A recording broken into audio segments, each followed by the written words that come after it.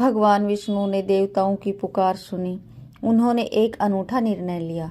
वे स्वयं एक अति सुंदर नारी का रूप धारण करेंगे, ऐसी सुंदर कि दानव उसे देखकर मोहित हो जाए, उसके सामने अपना सब कुछ न्यौछावर कर दे। और इस प्रकार भगवान विष्णु ने मोहिनी रूप धारण किया। ऐसी मोहिनी जिसकी सुंदरता के आगे अप्सराएं भी फीकी पड़ जाए, जिसकी एक मुस्कान में हजारों चांद की रोशनी हो, जिसकी चाल में मदमस्त हथिनी की मस्ती हो। मोहिनी बनकर भगवान विष्णु दानवों के पास पहुंचे। दानव उन्हें देखकर मोहित हो गए। उन्होंने कहा, हे सुंदरी, आप कौन हैं? कहाँ से आई है? आपका स्वागत है। मोहिनी ने कहा, मैंने सुना है आपको अमृत मिला है।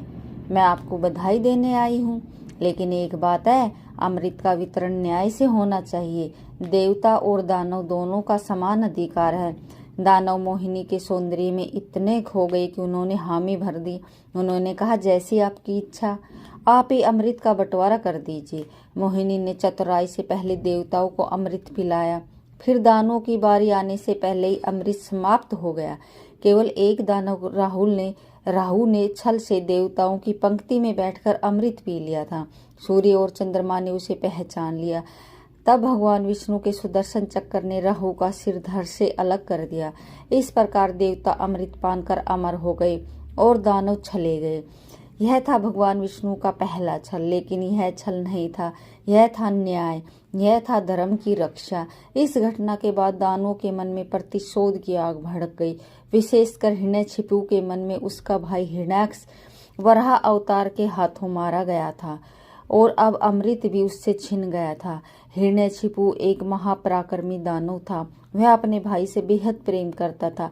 जब हिरण्याक्ष की मृत्यु हुई तो हिरण्यकशिपु का मुख देखने योग्य था। वो रोया, चिल्लाया, आसमान को कोसा, भगवान विष्णु को चुनौती दी। उसने प्रतिज्ञा की कि वो भगवान विष्णु से बदला लेगा। वो इस सृष्टि से विष्णु का नाम मिटा देगा। जो भी विष्णु का नाम लेगा उसे मार डालेगा। अपनी प्रतिज्ञा पूरी करने के लिए हिरण्यकशिपु ने घोर तपस्या की। हिरण्यकशिपु ने इतनी कठिन तपस्या की कि पूरा ब्रह्मांड हिल गया। उसकी तपस्या की आग से पर्वत पिघलने लगे, समुद्र सूखने लगे। अंततः ब्रह्मा जी प्रकट हुए। उन्होंने कहा, वत्स, तुम्हारी तपस्या से मैं प्रसन्न हूँ, मांगो क्या चाहिए।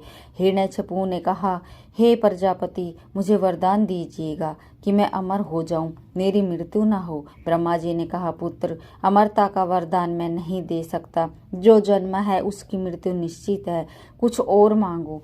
तब हिरण्यकशिपु ने चतुराई से कहा, तो फिर ऐसा वरदान दीजिए कि मेरी मृत्यु ना तो दिन में हो, ना रात में, ना